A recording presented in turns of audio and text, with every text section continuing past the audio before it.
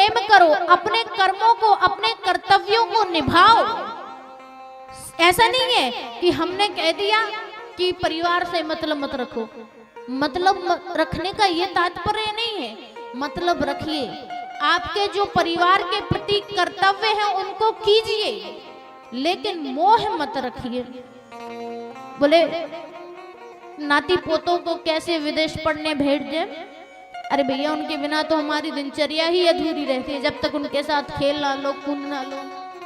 अरे भैया तुम उसको पढ़ने नहीं भेजोगे तो वो पढ़ेगा लिखेगा नहीं, योग्य नहीं बनेगा।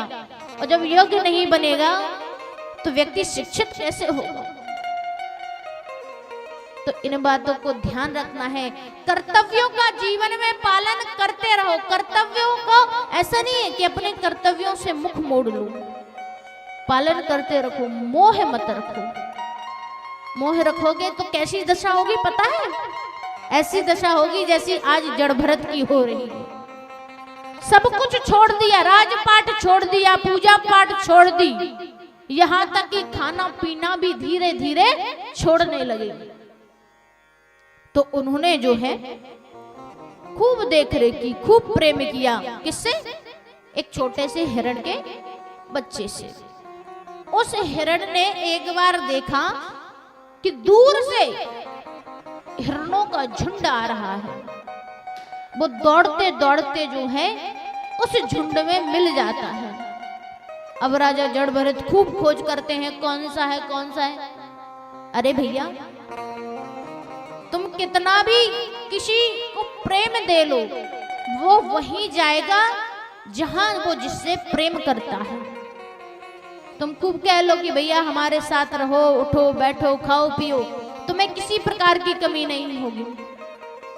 अगर वो अपने परिवार से, अपने भाई बंधुजनों से प्रेम करेगा तो वो लौट कर आखिर में वही आएगा, चाहे वहां पर 50 बातें सुनने को क्यों ना मिले, लेकिन आखिर में वही लौट कर आता है। हिरण भी अपने झुंडों के साथ चला गया और राजा जड़ भरत उसकी खोज करते करते उन्होंने अपना सारा जीवन गवा दिया। और जब अंतिम समय आया, अंतिम समय मृत्यु हुई, देहांत हुआ, और अंतिम समय में मृग की, उस हिरण के बच्चे की जो है तृष्णा में लगे रहे कि अब भी मेरा वो बच्चा, वो मेरा बालक अभी भी आएगा, पर वो नहीं आया लौट के।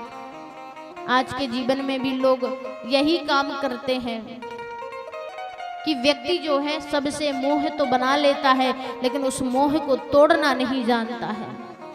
मोह मत रखो, प्रेम करो, कर्तव्यों का पालन करो।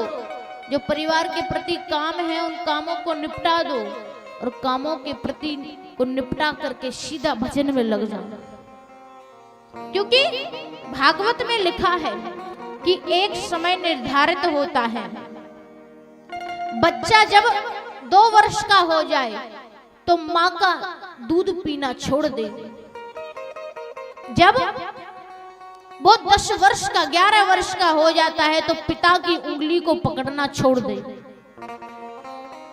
जब वो 25 वर्ष का हो जाता है तो पढ़ना लिखना छोड़ दे।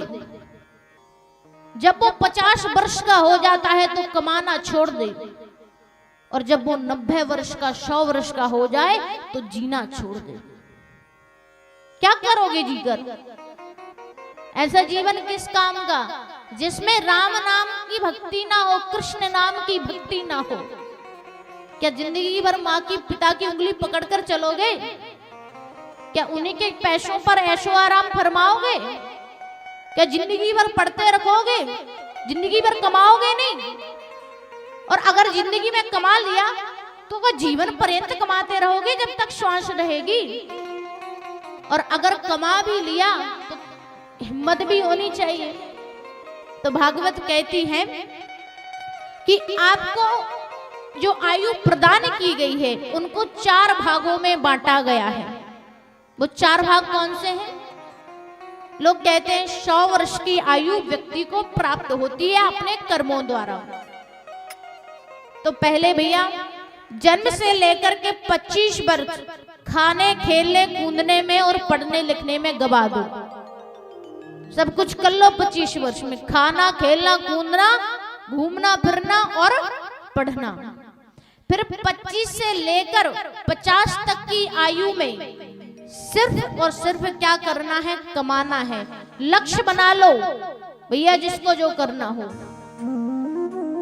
क्योंकि भैया बिना लक्ष्मी के काम तो चलता नहीं है संसार में। तो 25 से 50 वर्ष तक मात्र कमाई करो और किसी चीज पर ध्यान मत दो।